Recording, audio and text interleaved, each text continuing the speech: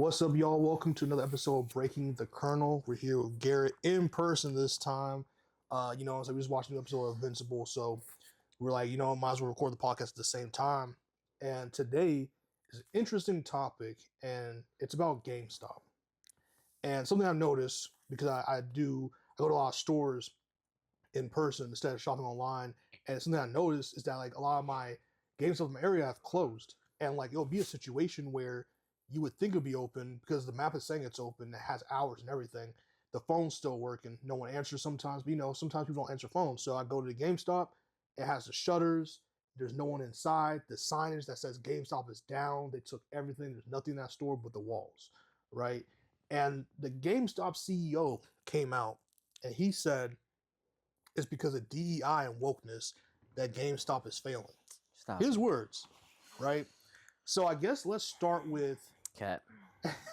let's start with why GameStop failed. All right. And I want to start with you because I know you have a lot of great opinions on this because we were talking a little bit before. And I liked a lot of the points you made. Why do you think GameStop is struggling and basically one foot out, 1 foot in the grave? The main reason because it's a physical store that sells physical copies of video games. That's their main source of revenue, and everything's going digital. Everything's going digital. I mean, not just GameStop. Like Best Buy stopped selling DVDs, Blu-rays, right? yeah. And Blu-rays. They stopped selling Blu-rays, and they might even can you even find what store sells physical CDs anymore? You can still buy vinyl, including places. video game discs. Yeah, like just physical discs. Still Best Buy for video games. But that's your local stores. I think like Target and Walmart stopped selling Blu-rays as well, right? Yeah, they just sell video games. Right. So they just sell video games, but like GameStop, everything's going digital, and GameStop is a physical brick and mortar. Yeah.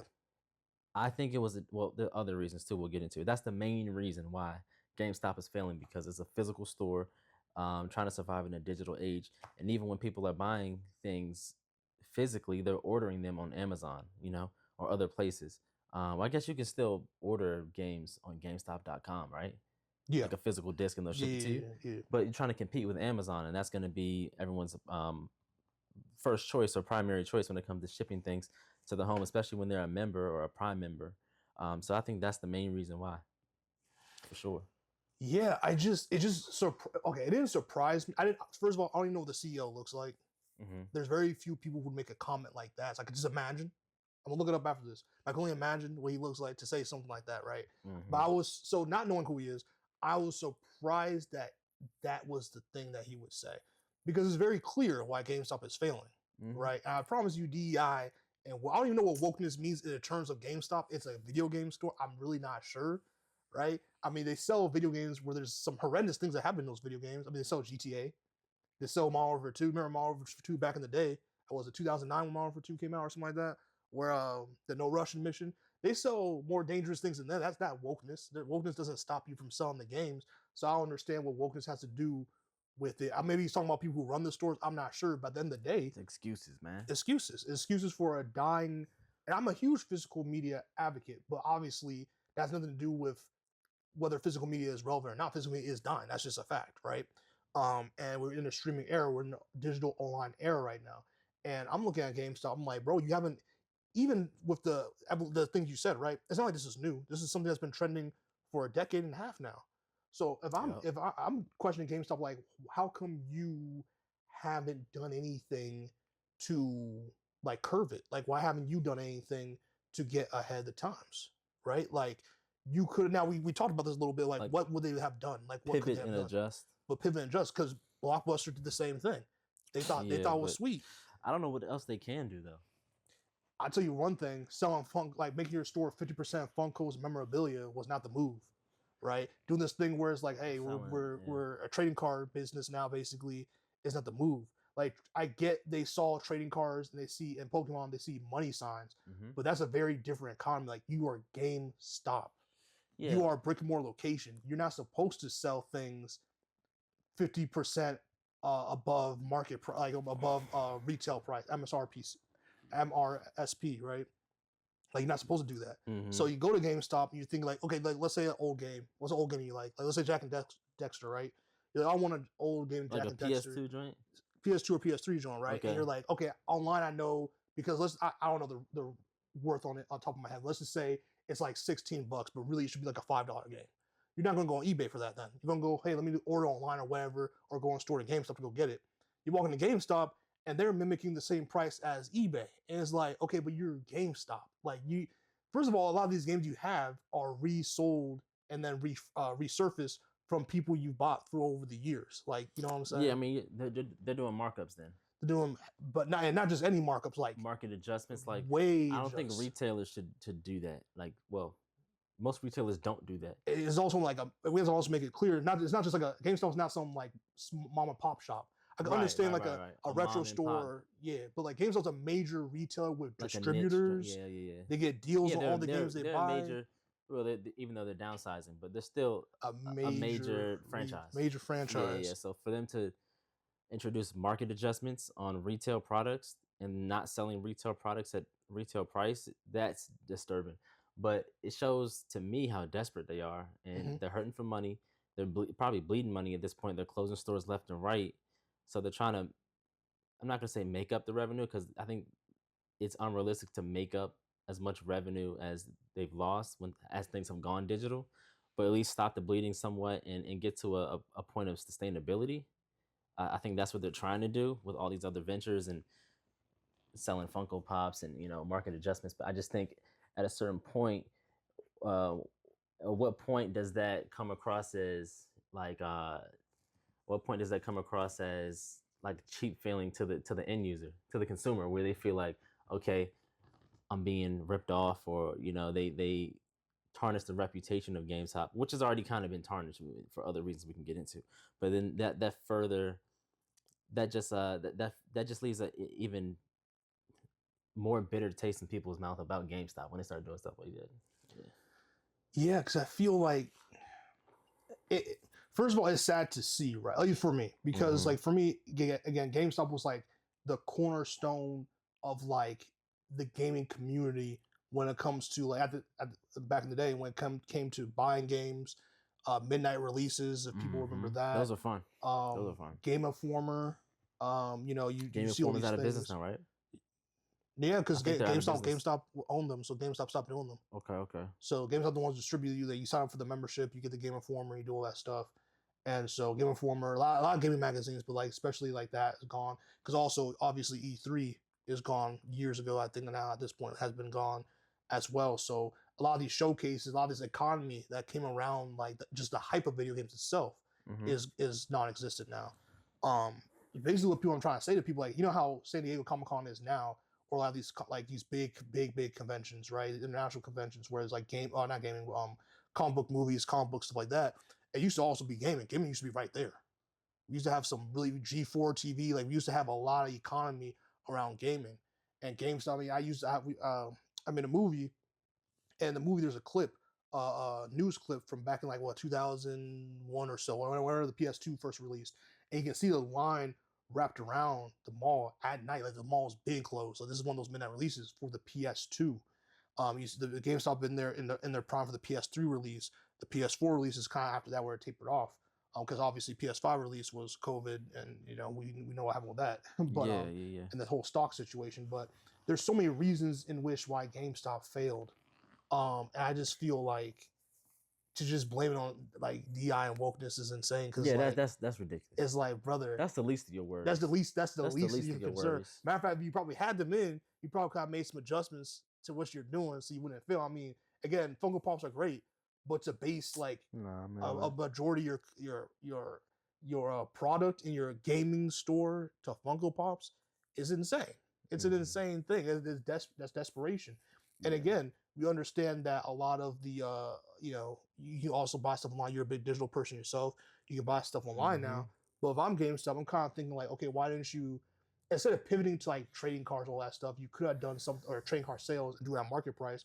You could have done something like maybe host more gaming tournaments. Yeah, they can host tournaments. I mean, Pokemon card tournaments, Yu-Gi-Oh card. If you're even going to go the card route, you could also done that. Obviously, not every GameStop is big enough to host something like that. But if you're going to downsize anyway, which sometimes in business you do have to downsize. I just don't see.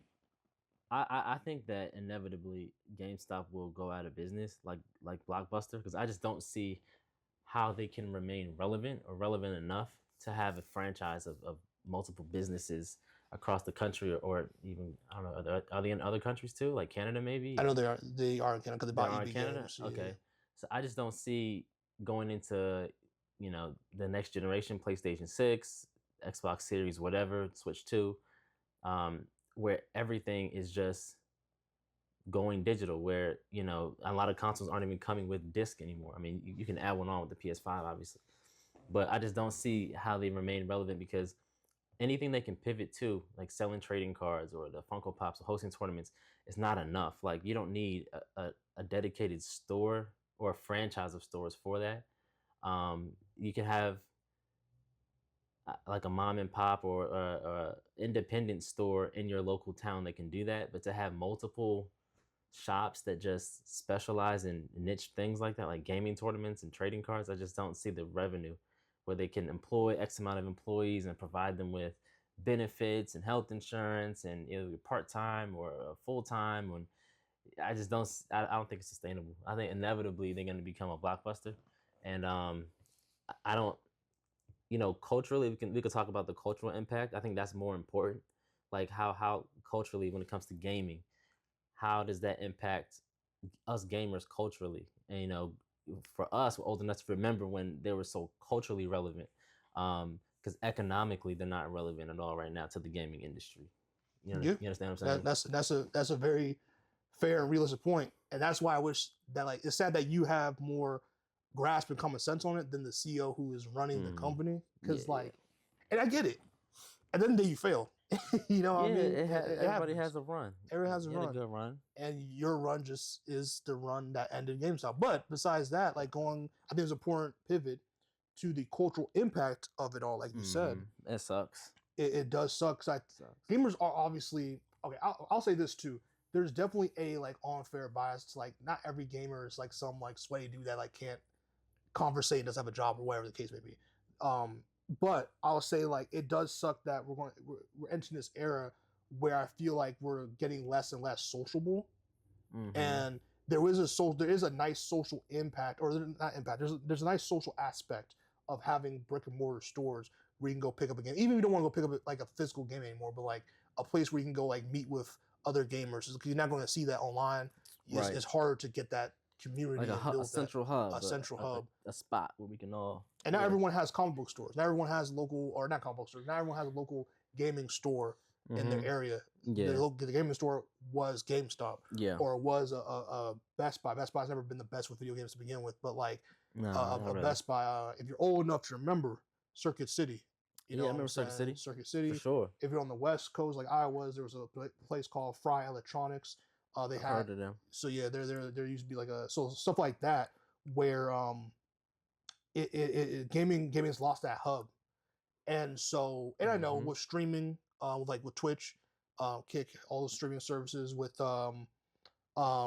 esports and stuff like that, the or even YouTube, the shift has completely changed culturally to what gaming was. Yeah. It used to be this thing in your house that you played by yourself, and then eventually online got introduced, and then eventually turned into streaming your video game, or really doing walkthroughs and stuff online, which also YouTube walkthroughs made game guides irrelevant. Because remember, game guides used to be a thing. Yeah. Now game guides used to be a thing. You remember when you couldn't figure some shit out and you had to go buy the guide? Buy the guide, man.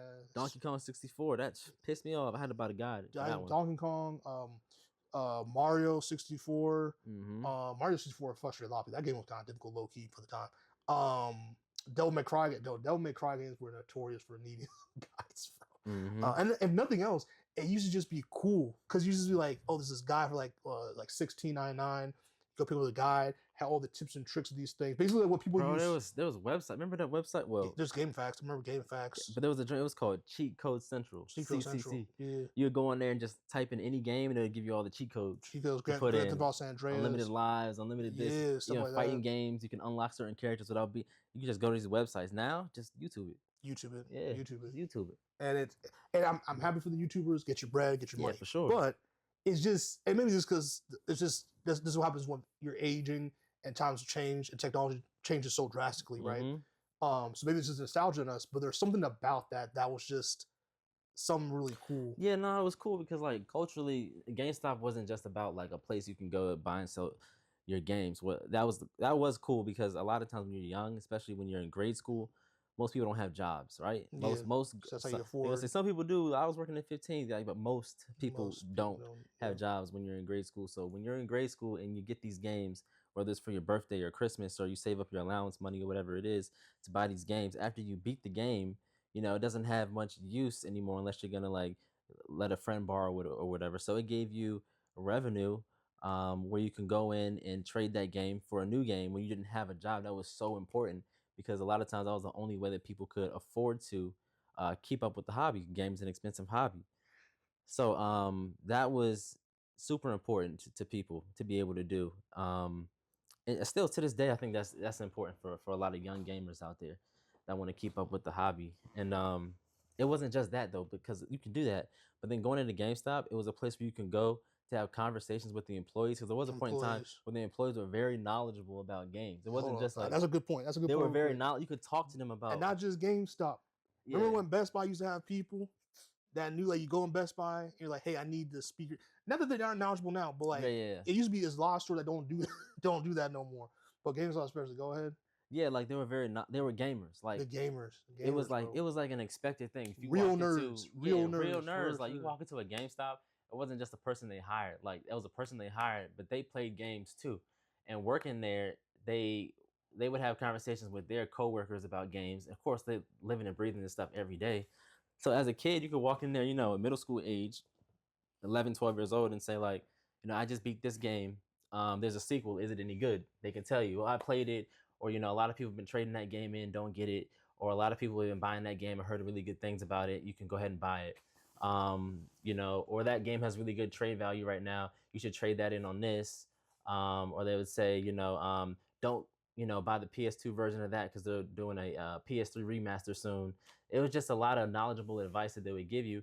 And a lot of people would value just going into GameStop, not even buying anything, just talking to gamers, hang out, just chill out. it was a central hub for gamers. The employees were very knowledgeable. They were true gamers. People would come there. The customers obviously attracted a lot more true gamers. They can go in and have real conversations and like review and reflect on the games that they played or the games that they planned on buying. They had the kiosks too. At the kiosks. They had the kiosks for every system. Had like basically a kiosk like, going on. It was like the barbershop talk of video games. You know what? Yeah. That's like that. Yeah, that's facts. That's actually good. That's actually good. Video games. Yeah. It was like that. And now culturally, I think it's greatly I'm not gonna say it's completely gone, but it's greatly diminished. That cultural beyond greatly diminished at this point. Yeah, it's that cultural, like that central hub for that cultural gaming conversation is very much diminished from what it was, I say. And that's the saddest part to me. That's the saddest part to me. Because like, first of all, great. All those are really great points. Yeah. And some that makes me, that's why it makes me a little sad. Like, don't get me wrong. Hopefully, there are definitely better stores like games. Because here's the thing, GameStop. Like, I remember I tried to apply them when I was like a teenager. On the application, first of all, they didn't go digital applications till like way later than everybody else. Right. But with a paper application, you had to fill out paperwork and you had to go turn it in. And on the application, it was like, what systems do you play? Oh, it said that? Yeah, it'll be like, what systems do you play? Like, and it was like, rank them too. Like, yo, rank what systems your like favorite, least favorite, what your favorite game is. Like, so basically what Hot Topic used to do. So like, they used to do something like, oh, what bands do you like stuff like that. You they used to be like real, like, you gotta be about this. I wonder what the application said for like Spencer's. You know what I'm saying? Like, well, that's probably some wild shit. Like, what you into? It's like, no, that's another conversation. That would be crazy. Like GameStop asked what games you play. Yeah. And then what was the other story you said? There was a Hot Topic. Hot Topic would ask you like what bands you listen to. Spencer's is probably wild, but go ahead. Go ahead. You know what's funny too? Out of all the applications I filled out in my life, bro, I've even filled out government applications. The hardest and longest application I've ever paused, conversation I ever had, application I ever had was Toys R Us. Toys R Us? Toys R Us had what toys you play with, bro. No, it was like legit interview questions, but like it was bro. They needed reference. Like I'm not even talking. I'm talking about for a regular sales associate, bro. Mm-hmm. It was the most like it was like, you know what dial up is to what computers is now. Yeah. That's like the Toys R Us. The Toys R Us application was like this is like 2001. I was applying to like towards the end of Toys R Us's run, but like still like the application was still like archaic, bro. Damn, that's crazy. But like that's the thing. You got like the applications. You really had to be like they really almost like what Home Depot kind of is like. I mean, people go to Home Depot. A lot of them don't even know what the like. They just there. They kind of like learn on the job a little bit. But like, Yeah. I know GameStop was a job. GameStop's a little bit more niche, and there's not as many now. So it's like most of them are still kind of gamers, but it's not the same. It's not anywhere near what like it used to be. And customer service plays a point because your customer service is not service good. was good. Very good. There's gonna be a lot of in my experience, people have different experiences now, but I would say in my experience going to GameStop as a kid, you know, in middle school around that time, I had a very good customer service experience. And there'll be a lot of adults like people our age back then when GameStop was in the prime that would go to GameStop all the time after work. People go drive straight. They to would GameStop, like hang out at GameStop. Yeah, bro. After school, if it was close, they would walk and just hang out. And people talk be in GameStop, bro. In like, GameStop, yeah. And that cultural those conversations and that like meetup every now and then would be the build up for like a midnight release. Exactly. That was like it was like the preview for like people this will big be event. at GameStop at like 6 p.m., bro. For a midnight release. The Halos, the Gears, bro. The Call of Duties, man. Especially if a console dropped, oh my god, that was the craziest. That was and then like PS3 GameStop was crazy. PS3 was crazy. Like GameStop would like you would go into some of them and they would have like G4 TV on like in the back. That's all that and their like GameStop thing they'll be running. They would have it on the TV, or you can hear it in the speakers. You can hear X Play in the background. You can hear Attack of the Show. You can hear like Adam Sessler and Morgan Webb. Like they just really embraced. That's a great point, they bro. Really embraced too many games. I don't even think they were associated at all. No, there's just the economy. They knew that's the what gaming we wanted. economy. Yeah, and it just created that. That's actually vibe. funny you say that. GameStop never, to my remembrance, has never played anything on those speakers except like G4 TV or like some gaming stuff. Some gaming news. I've been in GameStop. It's just been dead silent. There's nothing playing on the speakers. It's like it's a show of itself, bro. And it's just sad to see because you're just like, dang, GameStop used to be like every corner, bro. It was cool. Like it was cool, bro. And a lot of people, and there's a counter argument saying, well, they used to rip you off because, like, let's say you bought a game for $50 or $60 and you beat it, right? And then 2 weeks later you trade it in, they give you $30 for it or something like that. Let's say they give you half, right? Half or whatever. That's then generous. They turn around and sell it instead of like, let's say instead of it being you bought it for $50, right? They give you $25 and they turn around and sell it for like what $40 or whatever. But they got to make their profit. But it's a ripoff. Yeah, kinda. But like you weren't gonna do anything with that game anyway. It was like it was a game you beat, right? And it was especially like back in the day when a lot of games didn't have a lot of online multiplayer components. It's just the campaign. That's another thing. You beat the campaign. You have the data saved on your. It would be like a memory card, right? PS2, your GameCube had a memory card. Xbox had, you had to save it to the hard drive. But like the game data is saved, right? So you don't have any use for that game anymore unless you're gonna lend it to someone else or play it again. And after you played it a few times, it's like, what am I gonna do with it? Well, I can get ripped off, or I can get $25 towards another game. Otherwise, I wouldn't have any money. Like I think that's such a good thing, and I think it was a. I don't think people were getting ripped off. If it was money that you wouldn't have had access to otherwise. You feel me? That's the thing. I was too poor, so like that's the only way I could get games. Especially like for me, I did a mass trade in only when like I get a new gen. So like when PS3 came out, it wasn't like now where you can get profit off of like I wasn't thinking that. And eBay was at its infancy. Like eBay was so bad at that time. eBay for was buying games, for like selling games. Like okay, I wasn't on eBay like that back then. It was the Wild Wild West, brother. So like it was nothing but like it was really difficult compared to what it is today. So like I would like trade all my PS2 stuff so I can afford my PS3 games or the PS3, or like when I had a GameCube and then they like had some weird delay with Zelda Twilight Princess, and the guy was like, yeah, because Twilight Princess coming out the Wii, so like if you want, you can just take that kind of pre-order for the GameCube version. He was like, well, you just change that pre-order to the I can change the money over to the Wii version. That's how I played that game. So like there were so many things, and something that I think that's underrated, that in my opinion that people forget about, that kind of also killed GameStop, right? And gaming stores like GameStop is games like Fortnite. Okay. Anything with a battle pass, anything with stuff like that, like those free to play games. I use air quotes if you're only listening to this. And the reason why I say that is because those games exist online only. Okay, yeah, but I think Fortnite did have a component. Like there's the battle royale version or mode of Fortnite. that was free to play. But it wasn't. Correct me if I'm wrong. Wasn't there like a campaign to Fortnite that you could actually buy at the time? You can actually buy, but people bought. I think either it was free or I think you had to buy that version, like that mode. You bought that mode, the single player campaign of Fortnite that people really didn't. I guess they played it, but the more popular one that took off like that was the battle royale version. Like for instance, like Call of Duty Warzone. Warzone is free, but the campaign is like what you actually pay for.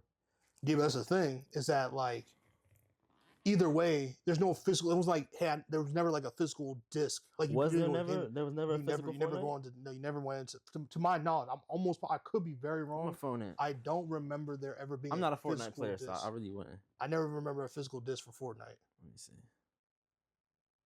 And even there is or Fortnite. was, the real point I was trying to make is there is no update or the updates for like there's not gonna be new game like it's like an auto update that kind of just do online like it just exists on a cloud somewhere. You know what I mean? Community seems to be the prize of Fortnite. Fortnite. The production of physical Fortnite discs stopped in So there was a disc. 2018. So there was disc for Fortnite. There was.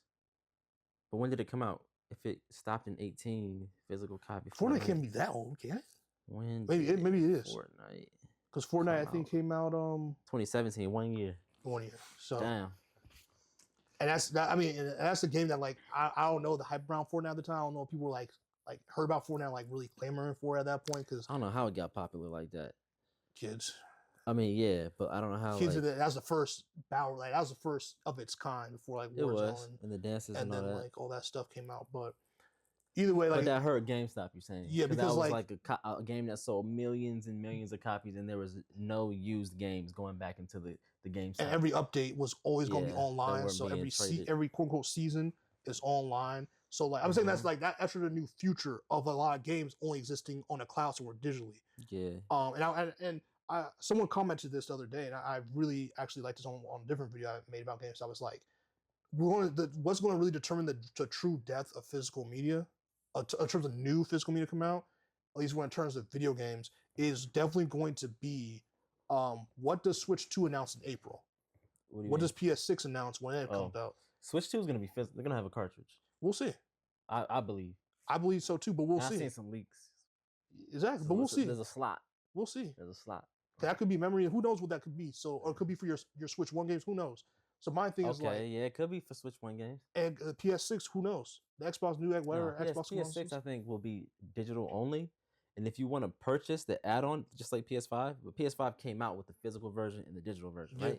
I think PS6 is just going to be digital. I think so too. And if you want to buy the extra disc to slap on the side, you can do that. But Sony's not going to be shipping any discs. And that's why I don't even think they're going to make it an option. I think they're going to be like, yo, it's just digital only for this thing.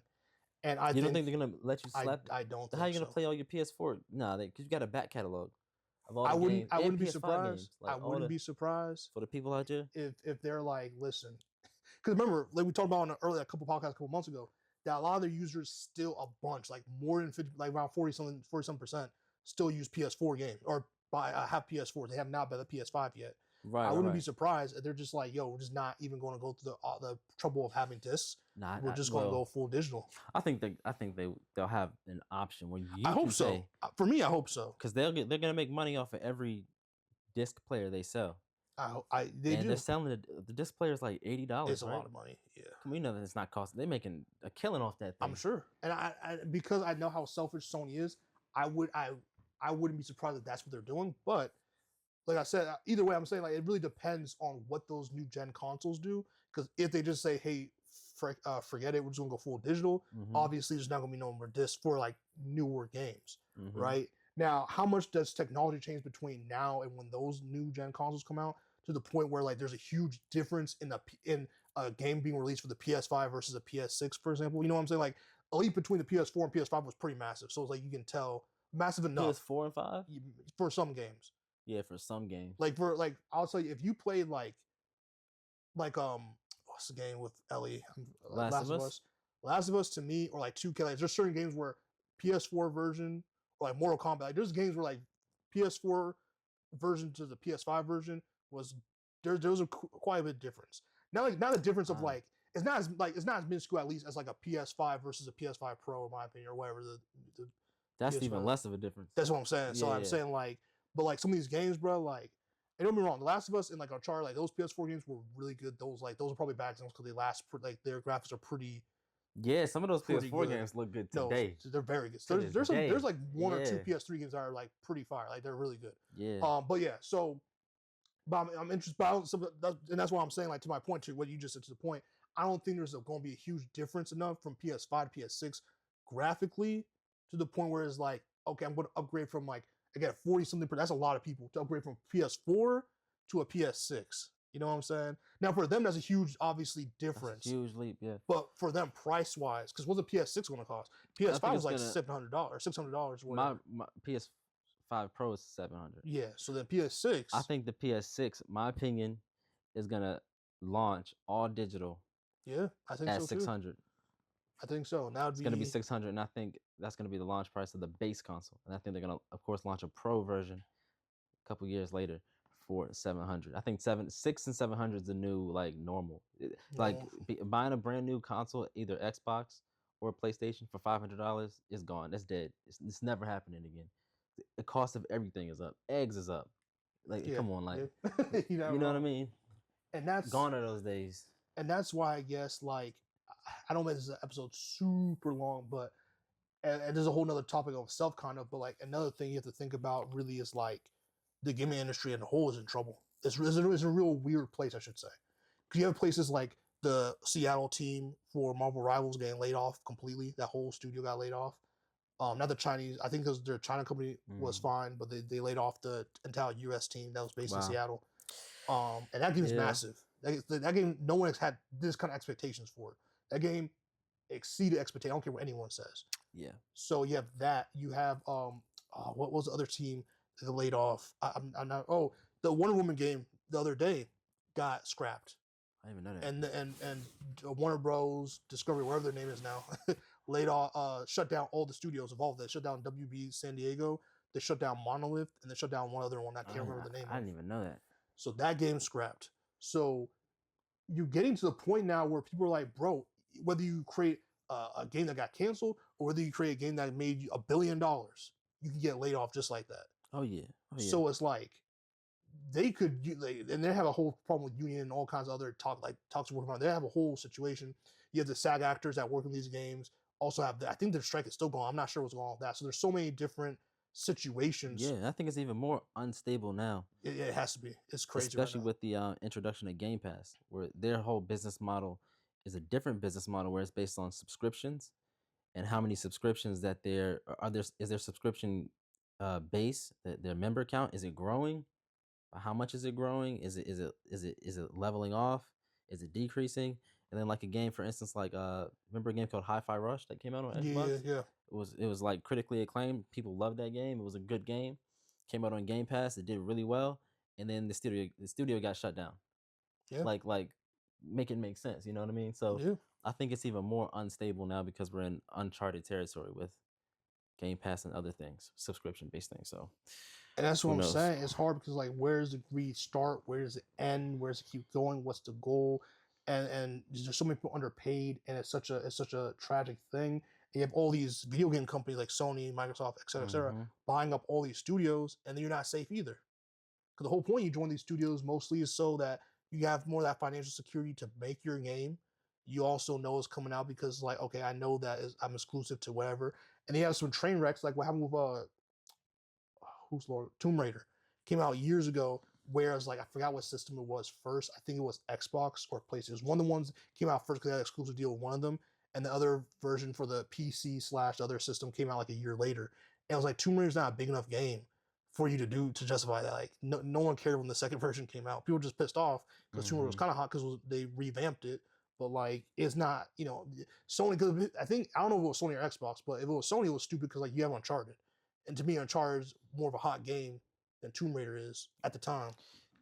Uncharted? Yeah. No, it is. It is. So, like, I love Tomb Raider, but let's be honest. Yeah. Nathan Drake, like, Uncharted changed, like, Uncharted really did so. Come on, man. Like, so you have situations like that, and all that leads back to, like, I don't know what the era, like, gaming right now basically is become from this nice social niche thing to, like, there's so much money because of streaming, because of the economy of, like, a lot of money. Podcasts like this talking about it. There's also, like, esport stuff. Like some of the games are even designed, like they make it designed just for it to be played on esports, right? And stuff like that. So they care more about the multiplayer aspect than the campaign aspect of it.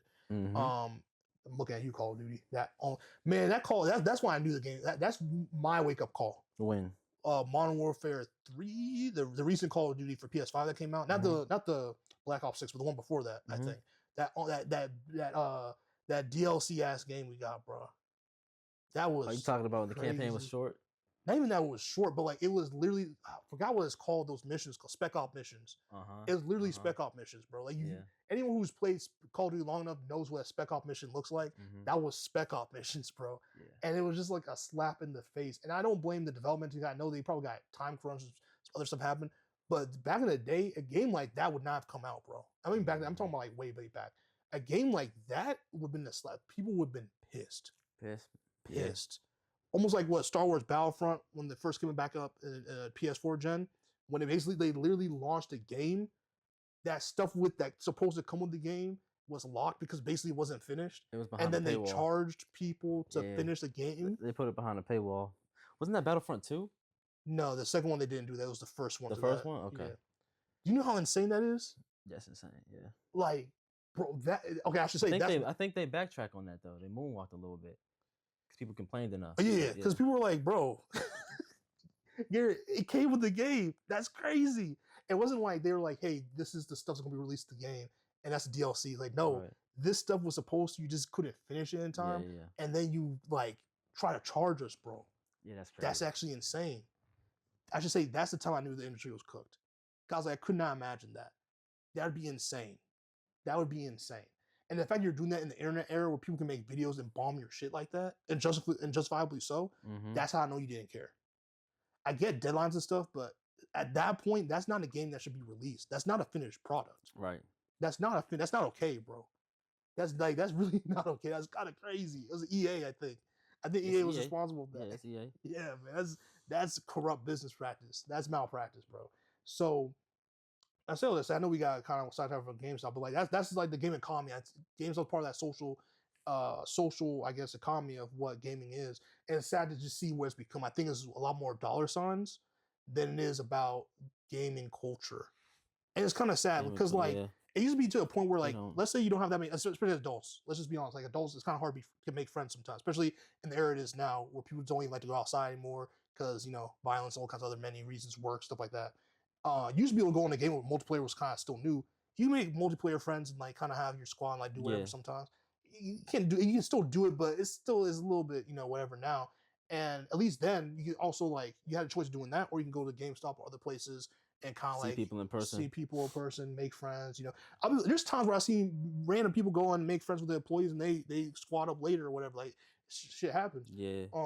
But now I feel like the economy is so, and I stream, so I understand, but it's like streaming, doing the esports, doing these things, like it's taken so much away from the culture.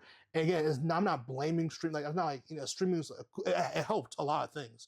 Don't get me wrong, it made gaming companies billions of dollars.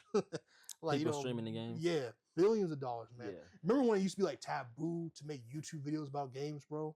Because they had like Game Pass. Like there's a time they learned quick because it was like they learned like the money was coming in. Like you couldn't really do videos on games. Like you couldn't like really record gameplay and stuff like that. Like you couldn't do a lot of these things. It happened like really quickly. I don't know a lot of people remember this. Because they would flag it for certain things. On Nintendo will still get you. Nintendo don't play that. Nintendo don't play. But like the other companies seem kind of lax. But like 90% of the industry don't care.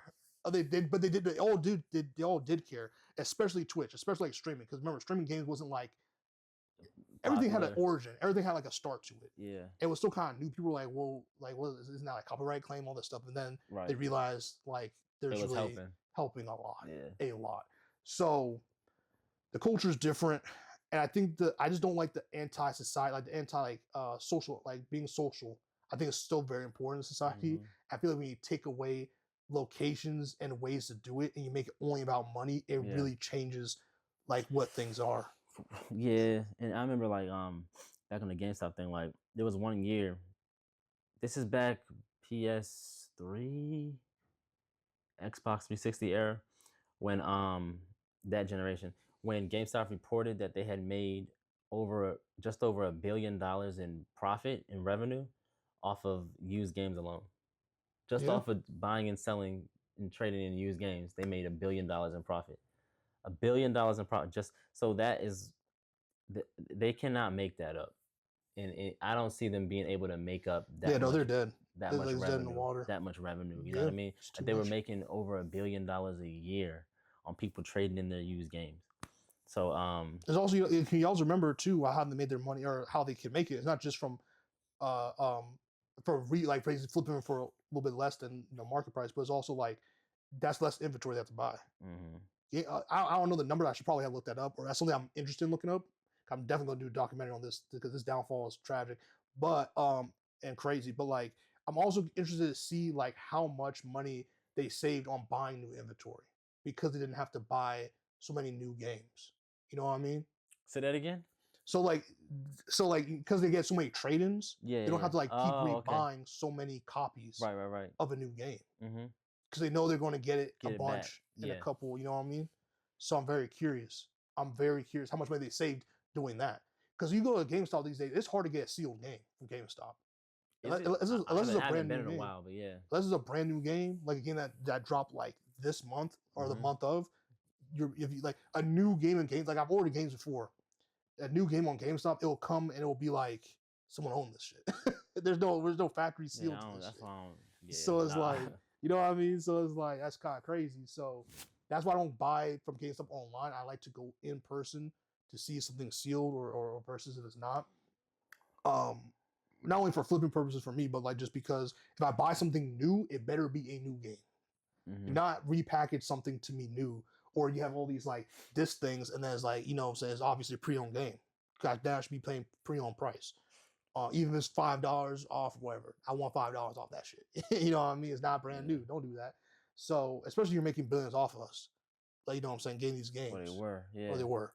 So that's very interesting. And another thing too, really important, I guess we'll like kind of end on this part is like, or our final thoughts is that, and I said in the Guardians of the Archives documentary feature that like a big part of gaming society and like that social aspect of it too, not everyone has money, and $70 Right. for a game is a lot of money. It's up to 80 for some games now. Yeah, and it's going to get worse. It's going to get worse. So my thing is like, when with digital things, yes, there are sales online, but not going as there's I can't see online sales matching what physical sales can and are usually sometimes are. Like there'll be some digital sales where you get like 2K eventually, obviously when the season's over and they had months of making their money. Every now and then has some good, like the PlayStation good has sales. the holiday sales. They have the spring, what's it called, like the summer game sale, I think it's called. Yeah, they'll have holiday legit sales around the holiday season. There'll be like some greatest hit sales. But sometimes like that, and they could easily change this. I just don't know if they will, but they could do stuff like this. They'll be like buy two get one. Yeah. Buy three get two, or like spend this amount of money, get this much off, or trade these games in towards X amount of money off a new console or a new game that's coming out. There's these things that you can do that, yeah, obviously you can go on eBay and get your money if that's what you want to do, sure. But like for the average person who's like, hey, I'm young, or hey, I'm struggling dad and I have kids that like to play games, I just want to like, there's just an easier way. Yeah. And it's a lot, physical clutter, stuff like that. It's like, I'm not trying to flip it. I don't have like this collector's mentality. I just want my kid to have the latest game that they want because it's Christmas time or whatever. Like, I feel like people always like thinking everyone has money. And it's like, yes, buying gaming is like, it is a hobby. It can, the price can get like that. It can get expensive. Expensive hobby. But that doesn't mean, just because it's a luxury doesn't mean it has to be expensive for the sake of being expensive. Does that make sense? Like, yeah, I hear what you're saying from. I'm not saying like the user perspective, like us. Yeah, I'm talking about us. I'm not even talking obviously business. Like I understand the business perspective. Yeah. I'm not even, but I'm saying like I just feel it just sucks to see that we're getting so much further away from making gaming for everybody and making it more of like it's just profit. It's just, can this streamer stream this? Can this person do this? Less in the advertisement. If I told you as a creator myself, like I've seen the back end of like working with big brands and how they try to Jedi mind trick people, and like a lot of people get sent VC for 2K streamers and stuff like that. They get VC sent to them, bro, to go max the character so that their gameplay can look good, so that people want to go buy it. There's people who get access to these games for free. Now there are laws that you're supposed to explicitly say some of these things, or some people just outright say it because they're nice, they're good people. Yeah. But like there are some things where they're like, yo, we're gonna slide you like exit like $100 or $500 worth of VC To or do what? virtual currency just to max out your character or like spend it on like the ultimate team, like just spend it Oh, to to like showcase the game to the make people full want to buy it potential to of the entice game. people. Yes. Okay. Well, I mean, it's Um, kind of like when you play a beta of a game, like before it comes out, you play a beta and everything's unlocked, yeah, so you can there, like there can be stuff like that. so you can see what the game can be once you do play it for 15, 20 hours. That's But it's not the not. experience you're gonna get when you first get it. That's Because you true. got to unlock and grind and grind and grind. But it's also So not that makes microtransactions. right. Because microtransactions changes the story. Because what you're trying to do is that you want people to spend more money on your microtransactions. And my thing is like 2K. If that's because 2K makes much of their money from microtransactions, bro. I'm sure. They do. They make. But I mean, there's a reason why their games go 60% off. They wouldn't do that. I promise you. They would. I don't care how old the game, or whatever. They would not be doing that 60% And it's off. also because there's a new one every year. There is. So, but like the fact that now is 60% off now, yeah, like as we're making this video, and the new one's not coming out until October, which is still pretty way away. So that's how I know they make a shit ton of money from their virtual currency because there's no other way they would do that, you know. Yeah. So I mean, 2K is another one. Perfect example could come out every year. And they do that virtual currency, which is basically a battle pass at this point. There's a reason where they can say, hey, we're not going physical disc anymore. We're just doing digital only because we can just update like Fortnite. Every 2K would just be a season. Now you just buy 2K and you just pay for the update, or like maybe I don't think they make enough on the virtual currency to justify it always being free, and then just update it for free, and then I don't think they can ever do that. But it'd be interesting to see where games go, man. It'd be really interesting to see where game culture goes, and Best Buy going, not Best Buy. Well, Best Buy is going to, but GameStop going, it's going to be, hey, we can't like there's less places to send these discs. There's less places. Yeah. There's less places. Yes, there are mom and pop shops, but that's only so many. GameStop, Best Buy, Target, like these are major retailers that order millions from us. So if those stores stop paying for buying it from us, right, that means we can't give it to distributors. Then we can't give it. We're going to stop making this. Right, so GameStop tanks completely because I think it's only a matter of time. I'd be surprised they matter of last, time. I'd be surprised the last 5 more years. I'm being honest. Matter of time. So at this rate, I'll be shocked if it's more than 5 years. So if that happens, it's like we don't have many places to send discs anymore. It can come to a point where it's just like Walmart and Target. But at that point, it's like, okay, when do game developers when they're just like, hey, enough of this, we're just doing digital now. Like there's no point to be burning time and energy and money making discs if we only send to two major retailers. And retail in general is in risk, not just GameStop. So, do you have any final thoughts on GameStop or on like the social aspect, or even like want to share your fondest memory of like maybe like something you buy at GameStop, maybe a console or something? Because my fondest is buying the PS3. That shit was crazy. Mine's the PS4. The PS4 like changed my mind on Sony. Like the PS4 changed my reality for real. Fondest memory of GameStop. Let me think. And I was the Xbox 360. The Xbox 360 to me is one of the best gaming consoles ever made. But it is. I remember one time I was like either a freshman in high school or eighth or ninth grade, and I went up there to trade a game specifically to buy. What game was it? I forgot what game it was, but whatever game I was gonna trade in, I had planned on buying. Was it Damn, I gotta think. Was it SOCOM U.S. Navy SEALs for like PS2 or something like that? Well, whatever game I went up there to trade a game in to buy a specific game, and it happened to be that it was a kid with his parent. My parents with me too. He was trading in the game I wanted, and I just happened to be trading in the game he wanted. So basically, while we're in line, I overheard him, or he overheard me saying that I wanted to trade in that game. He was like, "That's the game that I want to buy," and then I was like, "That's the game that I want to buy." So then our parents started talking. So then the GameStop employee was like, "I hear the conversation that you guys want to probably just trade it amongst yourselves." He was like, "The rules are that you can't do that in the store for whatever rule because, no money's being exchanged. So GameStop's not making any money off of that. But if you guys want to go ahead and do that, you could just step outside and you can go ahead and trade the game. It's no big deal." And we went ahead and did that. And like, that's the cultural aspect of GameStop that I think is missing, because where else would I have gone to meet up unless you like meet someone like a Facebook Marketplace or like, I guess you could do that in some capacity today. But just the fact that we both went to GameStop at the same time with the same idea, both had similar interests in the same type of games at around the same age, had the same system, and realized, hey, we both want the same thing. Why don't we just trade it amongst ourselves? And that was probably one of my fondest memories at GameStop because it was purely amongst the cultural aspect and the community that GameStop built that made that possible. You know what I'm saying? No, man, I think and that's what I'm saying. Like, I feel like for kids to that's such a important like just thing to do as a kid. Like, For you know what I'm sure, saying? for Not just, sure. and I know people are gonna say it's not that deep, but to me, like that's just a really great social interaction It is that that is you're not gonna get very anymore. key to development, and you're Yeah. not going to get. Mm-mm. And that's how you have these YNS, YNS out here doing crazy Right. shit, bro. One thing I think they could do. Remember this thing on PlayStation 3? It was called PlayStation Home. I Remember think that? so. I think It so. was like a virtual. It wasn't very popular, but it was a great concept. It was like a virtual space that you create a little avatar, and then you could go into this community space with other avatars where you would log in and you would enter these other space where other avatars were like walking around. You can walk up to people and chat with them, interact with them, and then from this what would you call it, like this community space, this hub, you can meet people and like directly from that hub launch into other games that you had, like for instance like PS3. So we're talking like PS3's infancy, so it was like Warhawk, or let's say it was Resistance Fallen Man or Killzone.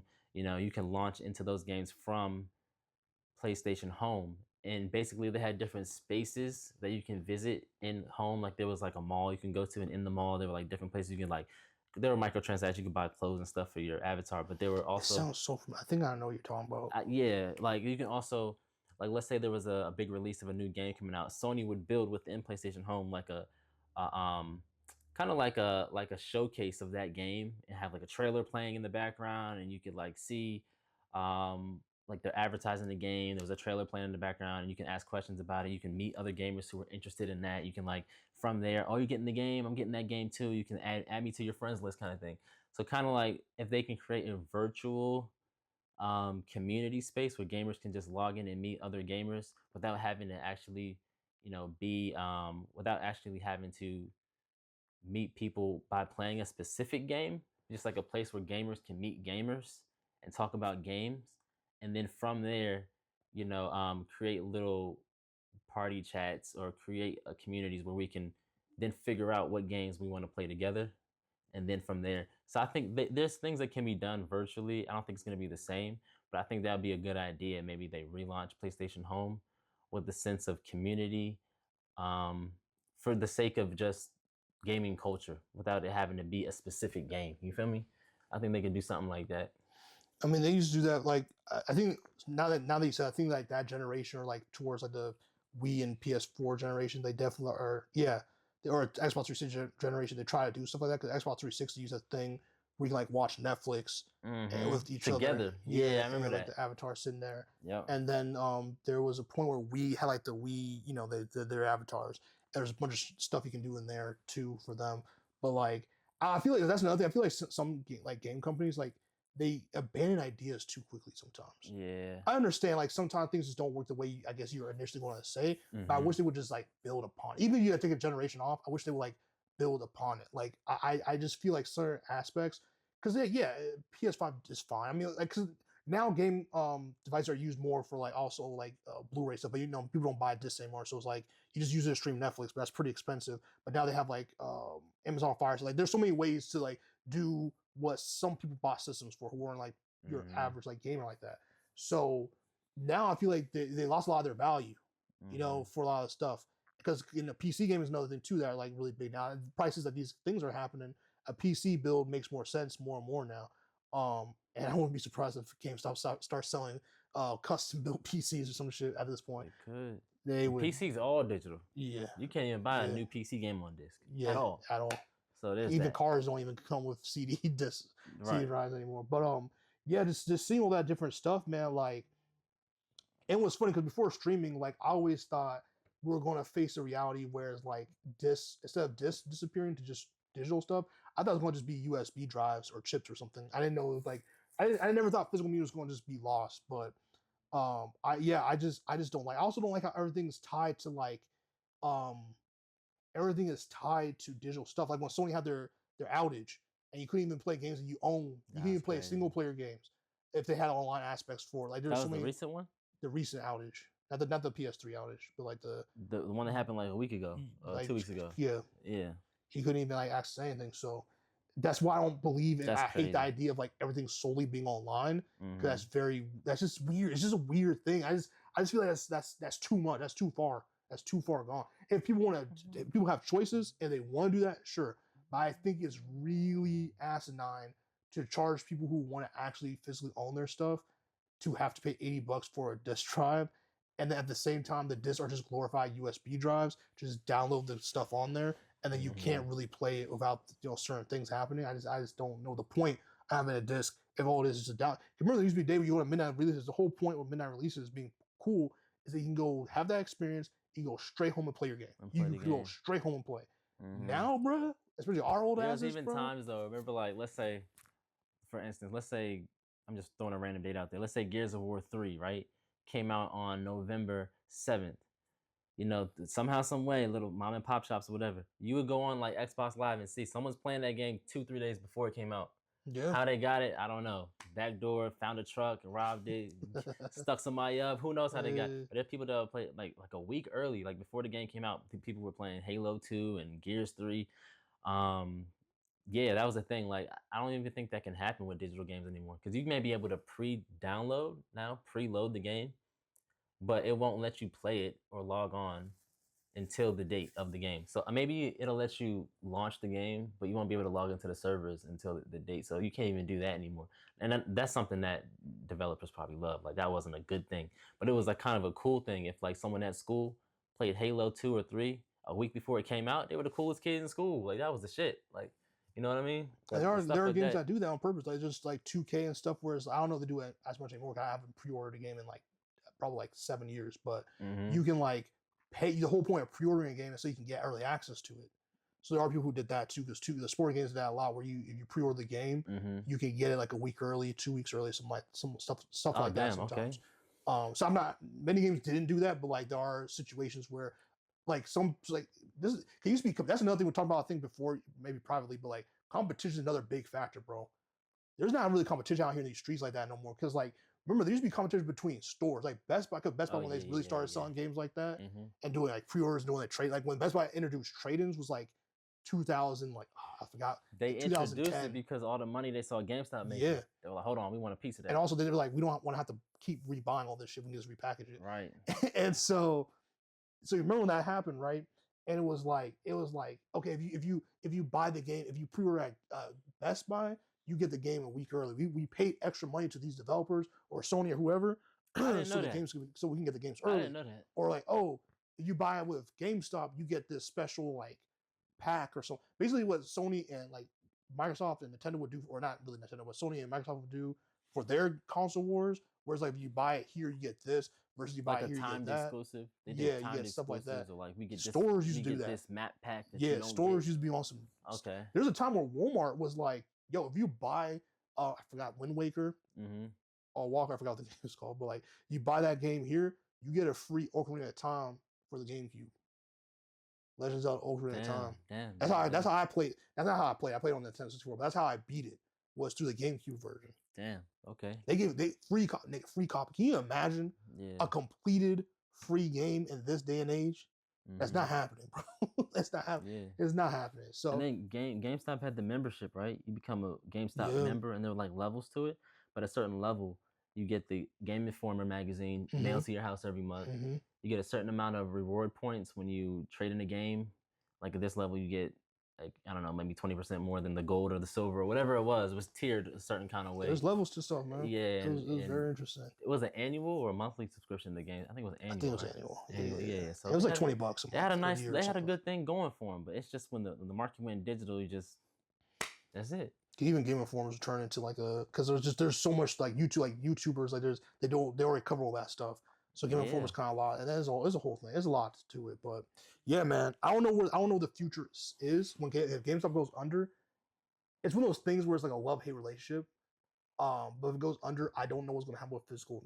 Combination with games, actually like the last major game retailer going under, plus like some of this other stuff, man. And I know my Canadian friends are pissed at GameStop's prices. because Canadian, I don't know what it is about the Canadian economy, bro. Buying stuff up there is like they pay money for their stuff up there. So I couldn't even imagine They got what they're going to have to go through with GameStop closing they have now. good healthcare, so you know what I'm saying. Maybe. Like, it goes Honestly, no, I'm very serious. Probably, yeah. It's crazy out there, but yeah. So we appreciate y'all tuning in for this episode, man. For sure. That's what we feel about the GameStop situation, gaming in general. We're big game heads, man. Been playing games between the two of us, like 40 something years. Well, you know, you're like so like probably like 50 something years at this point of like between the both of us combined Probably, of gaming. yeah. So we just love video games. We still play them to this day. It's just I even like that hype for video games doesn't even feel the same anymore, man. It's like shit just come out and you're just like E3 isn't a thing anymore. Yeah, there's no hype, bro. There's no comes out, you showcase. download it. There's no like they're sold out. We can't find it. You know, you can always download it. Like, you know what I mean? It's there's not no, the same. And also like they give so much of this stuff to like celebrity, like it's old marketing. So like they give it to people who like have a big audience. Try to get them. It's like, well, people like us who don't like really give a shit about that and just like care more about the game. Like I want to hear about. That's what's really cool about the Game Awards. Shout out to the guy who runs it, Jeff Keighley. Yeah, he like that. Shout out to my dog. At least Jeff the last Keighley. one. The last one was lit. Not the one before that. This past year was good. Like I want to hear from the developers, bro. I want to hear from like those. I want to hear from the nerds, man. I mean the nerds. I mean the jargon nerds who are like, yeah, this is the game because of this. Like even if I'm not understand it, I'm hyped because I see the people who make the games. I want to see the people who make the games and hype the game. That's what E3 used to be. It's like, yo, I'm coming on stage and we're about to play this game, and you're like, oh, that gameplay is really dope. Da, da, da. It'll be available. This and this. Also, release dates not sticking to it is another problem with game. That's another problem with physical location. When these delays be happening, bro. You think they delay more often now, right? For sure. Yeah. That's a whole different. That's a whole different conversation. Because they don't have to logistically shipping all those discs. You kind of got to get that right. You do. You know what I mean? You fuck a lot of people over, you know. Yeah. That's part of the reason why Pokemon doesn't have any delays because like there's too much in that economy for them to stop doing it. Just like 2K and stuff. Like we can't take a break because that means we have to lay off all those people. Yeah. And also like then these toys can't come out because these toys are tied to this game. Next podcast for the topic, what we could do, right, is what YouTubers, I guess the top YouTubers or your recommended YouTubers for people to go for the gaming news or like a sense of gaming community that GameStop, you know, that we can no longer get from GameStop. We should do. I have a few in mind now, but that's a whole nother. We can go for another hour. You know who they can go to? Who? Sauces Entertainment. We'll see you on the next one. Like, comment, subscribe. Peace out.